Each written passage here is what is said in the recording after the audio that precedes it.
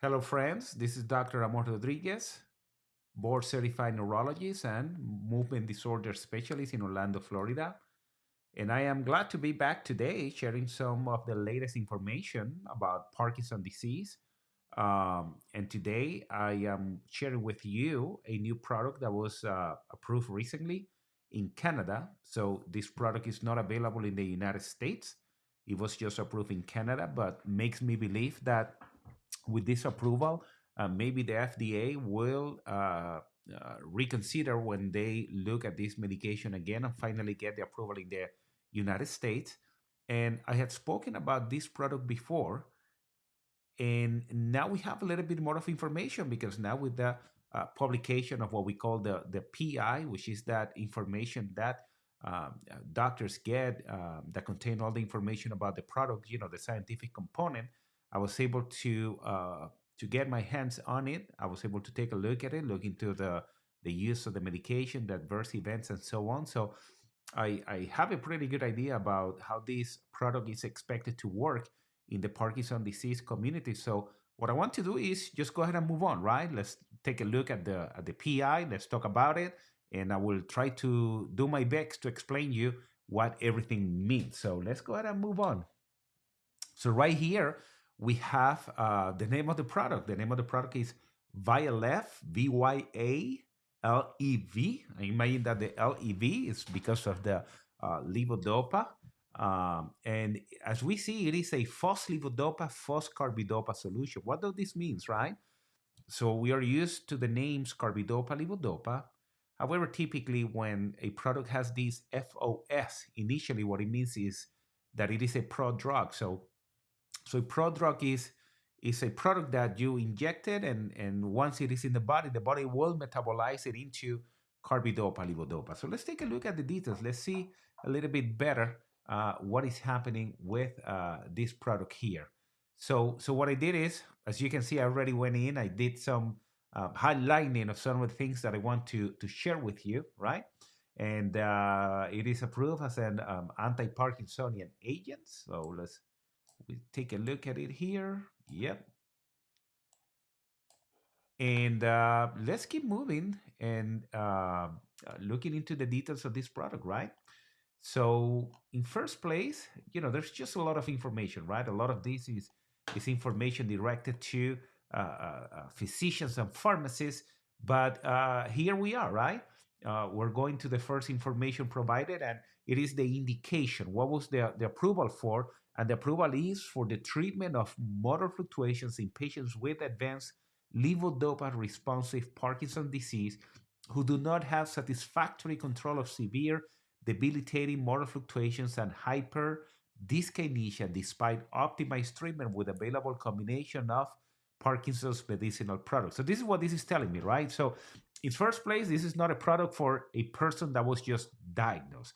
This is a product for people that have had Parkinson's disease for quite some time, and it is telling us that it is approved for people that continue having debilitating motor fluctuations and dyskinesia despite optimized treatment with available medicine. So the patient must have taken the currently available oral medicines, and despite the doctor making multiple drug combinations, the patient continues having these debilitating problems. And then it's telling us that the drug should only be prescribed by neurologists who are experienced in the treatment of patients with Parkinson's disease. So I believe that this is mostly going to be in the hands of movement disorder specialists or neurologists that specialize in the care of people with Parkinson's disease.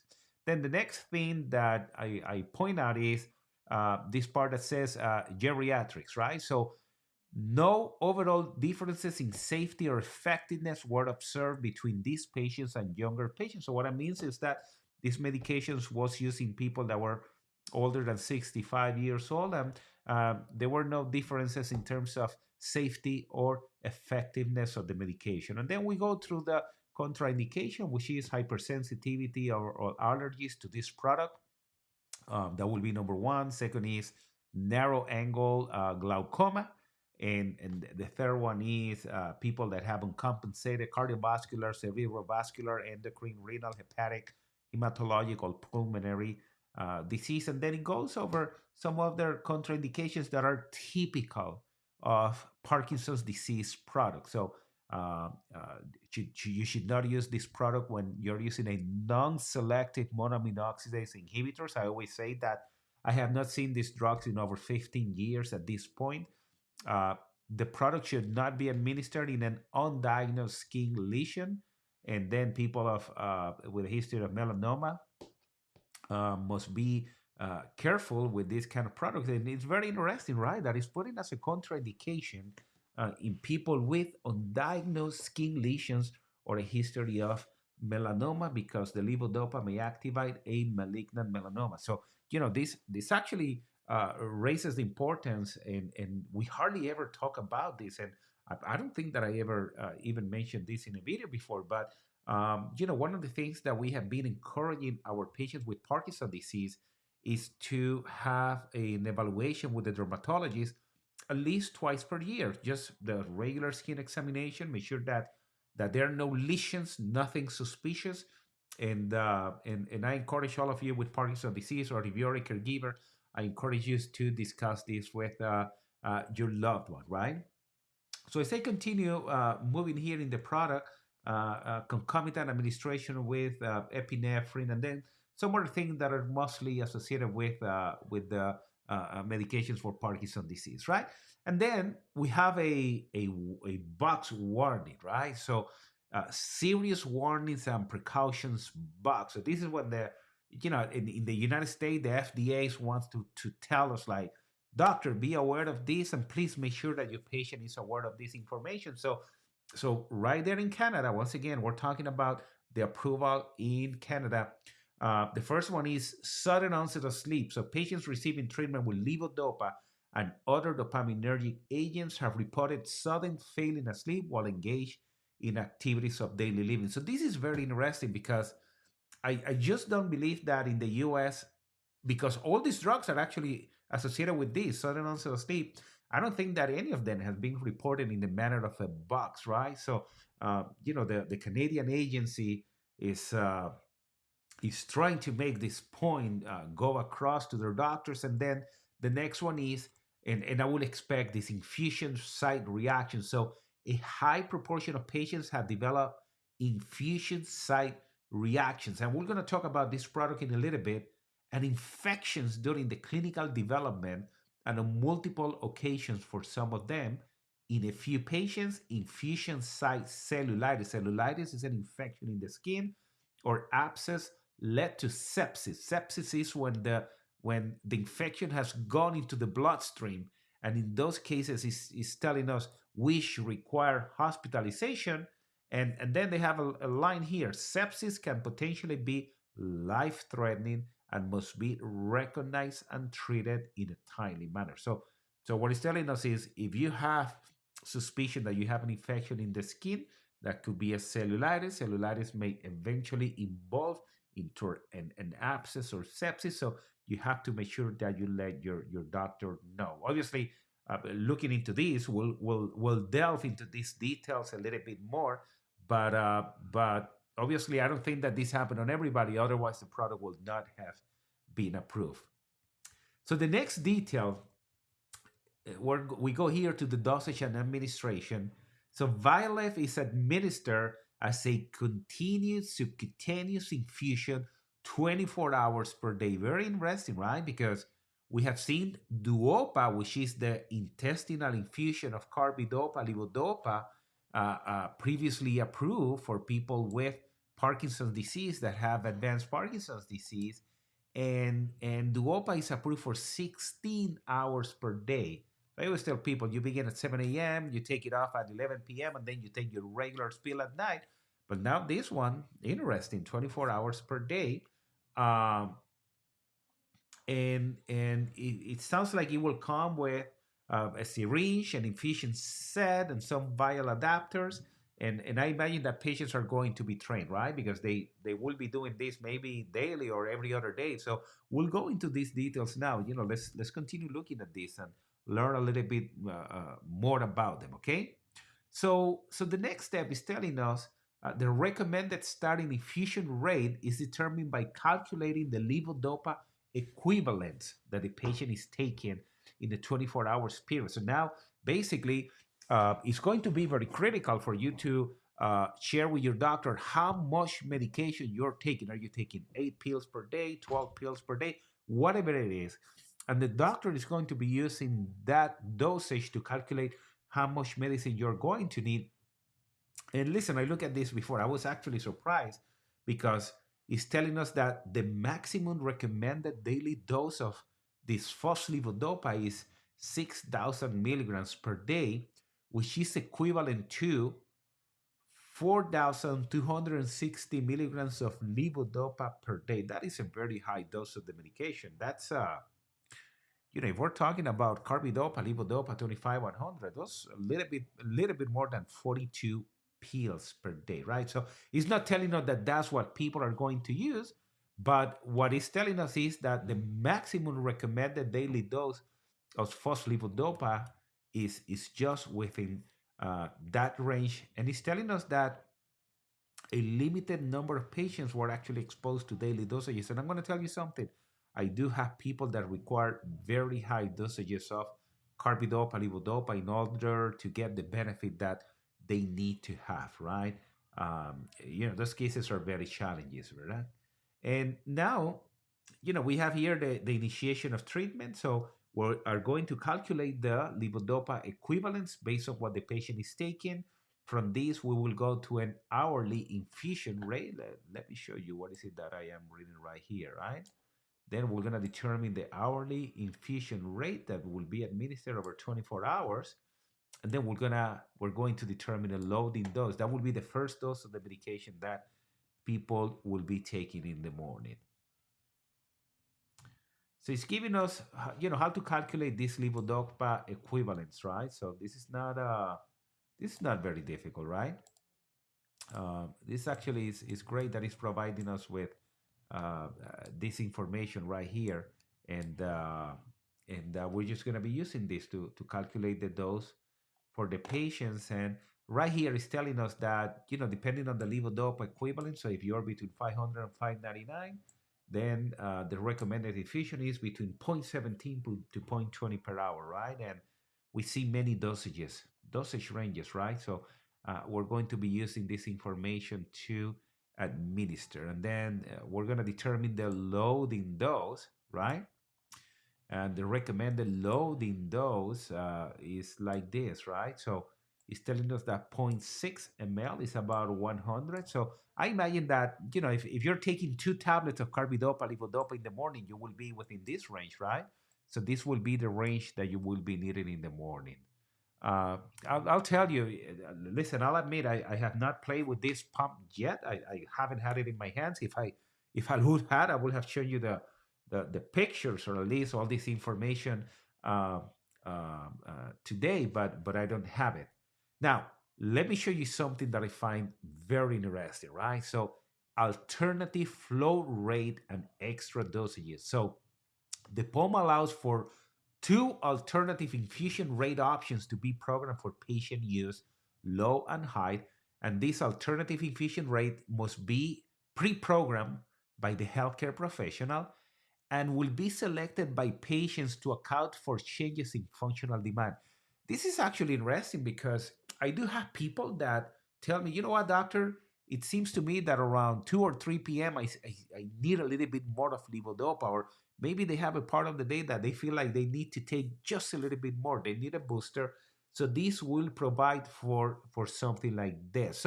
So I imagine that there's going to be a low high option. When we speak about duopa, we train people to be able to increase what we call the continuous rate of the medication.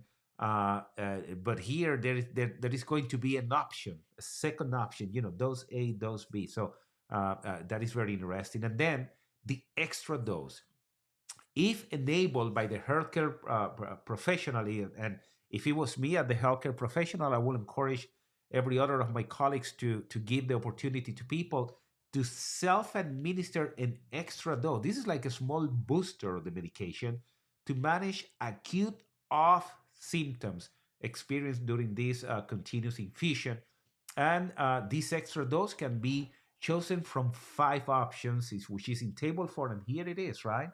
So it's giving us here the levodopa equivalent. So 51 will be like half a tablet. Sometimes people cut a pill of carbidopa, levodopa in half, and that is what they take. So that's what is, what is it that we're talking about here? And I think that will be, uh, if it was me, right? As a physician, that will be the dose that I will be using for most of the patient. Make sure that they're getting a boost of the medication, right? Once again, it's going back that in people, it's telling us that there is adequate experience in the use of Vyalev in elderly patients, and the dosage recommendations set out above reflect the clinical data from this experience. So this is actually very nice.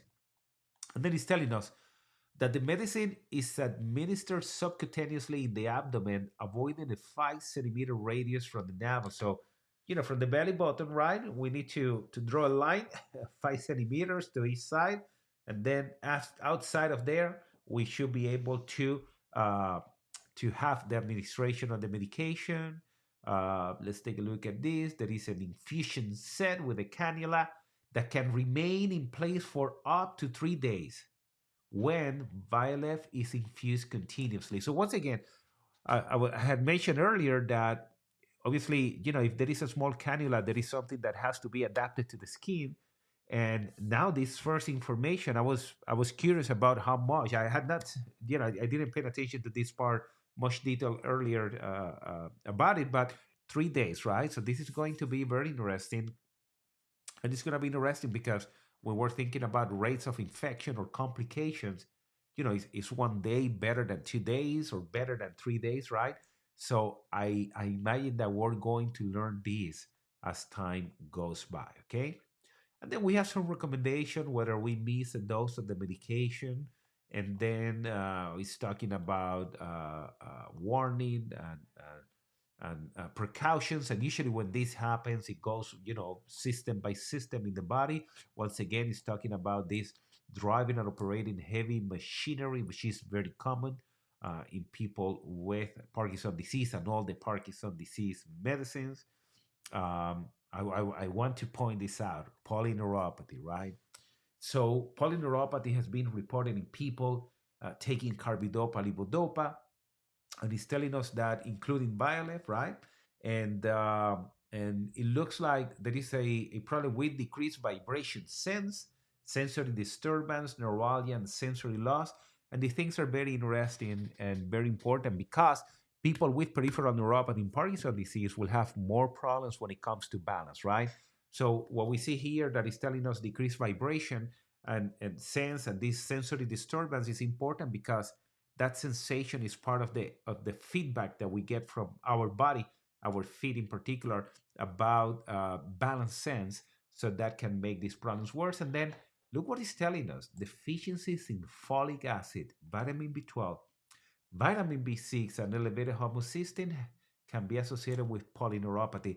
That is why I think we had this conversation in a video before. I'm going to mention it again, that I recommend my patients to take a supplement of vitamin B1, vitamin B6, vitamin B12, and folic acid. All my patients, I want them to be taking this. And I usually take them, go ahead and take a multivitamin, right? Some of them wants to be more specific, and I tell them exactly what is it that they are looking for. Let me point out, you have to be careful with vitamin B6 because too much of that can cause a neuropathy as well, right?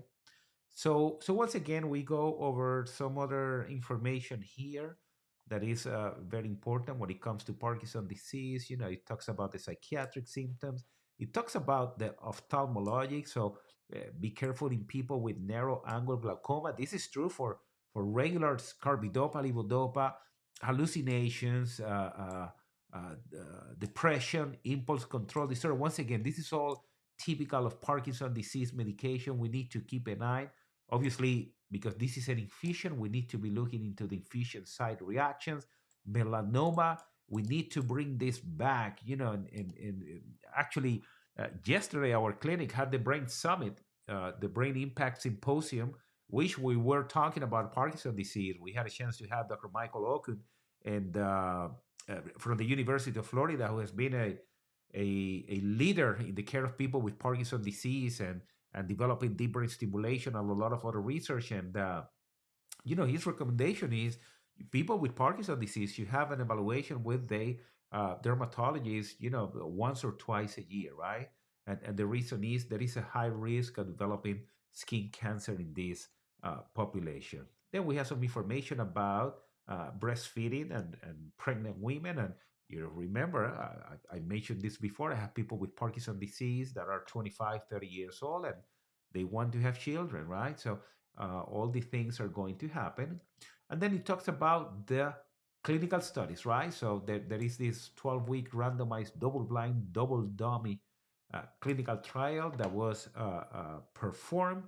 And let's see what we saw, what they saw. So infusion site reactions were observed in both groups. However, they were more in the group that was using Vyalev, and then an infection was more common in the group that was taking the Vyalev versus the placebo, and then the group that was taking Vyalev had more hallucinations as well. So these are things that we need to keep an eye on this, right? So let me see. On and off phenomenon, April 1 to 0. This is hard to understand. Obviously, we do know that they went into the clinical study because they were having motor fluctuations that had not improved with the medicines. Now, look at this. Falls were more common in the placebo group, the group that was taking the oral carbidopa, levodopa, plus the placebo. Um, then we have some balance problems, constipation, and then just a lot of the things are very very typical Parkinson's disease. Okay, so there was a long-term open-label study as well, and what it's telling us is that people continue for over 52 weeks or 96 weeks. Wow, this is a really long time. And what it's telling us is that uh, so treatment emergent adverse events. Most of them were non-serious and were mild or moderate in severity.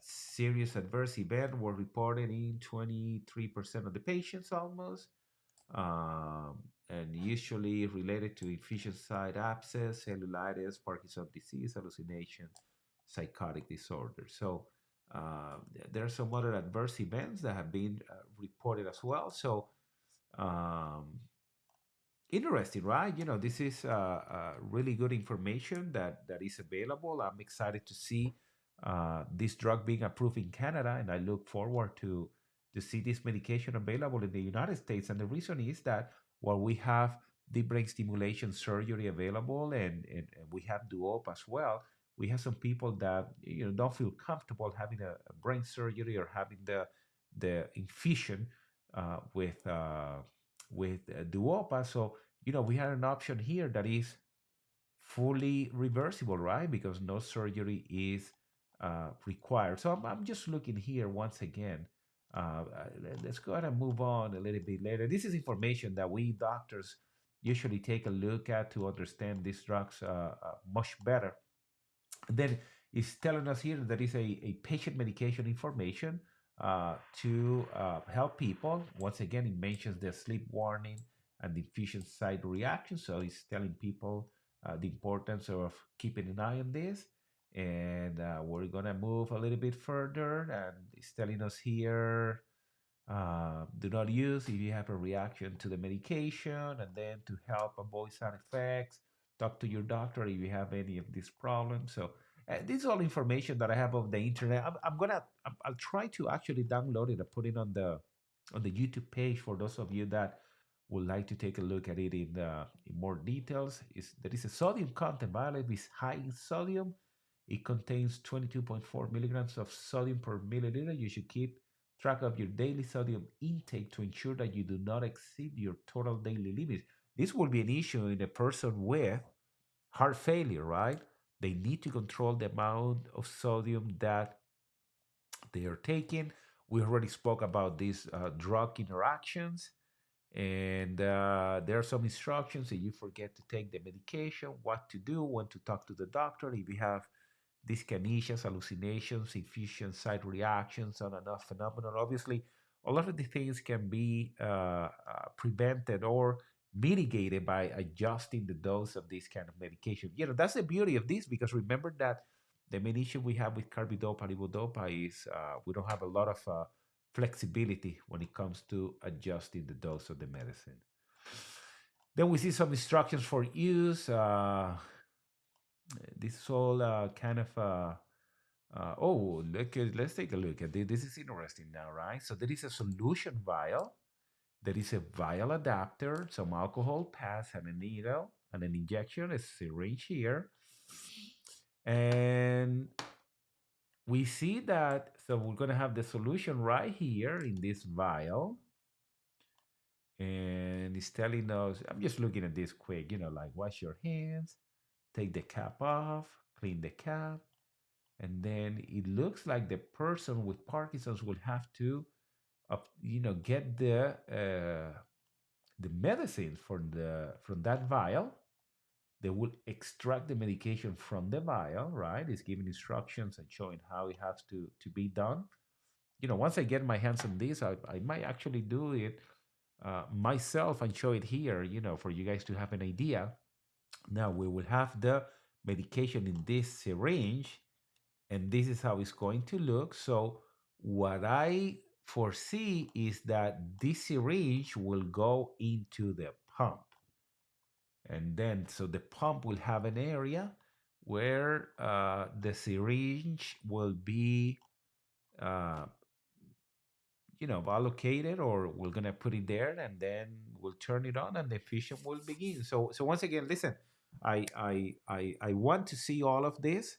I haven't seen it yet. If any of you is in Canada and have seen this already, it would be great if you guys can share some of this information. Once again, all the information that I have is from this that is available in the internet.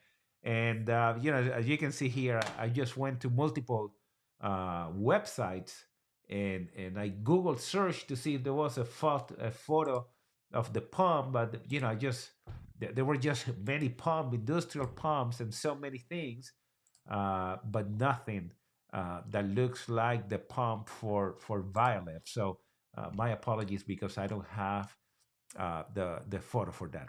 Well, this is very interesting. I think that this available in Canada means that it might be coming anytime to the United States. I'm excited about this. I'm more looking for new therapies to help people with Parkinson's disease. So these are all really good news. So once again, thank you for connecting, and please make sure that you subscribe, because I have to tell you, the good news is that I'm hoping to see 3 to 4 new products coming out this year in the United States, and I will be talking about all of them, explaining the proper use of each of these products. So I hope that everything is well with all of you. Let's continue to take it one day at a time, and I look forward to connect with you in the next video. As always, your comments are greatly appreciated. I'll be happy to answer any questions. In this particular product, I don't know all the answers, but we can find them, right? And I can call my colleagues in Canada to see what they know. Thank you very much, and until the next video.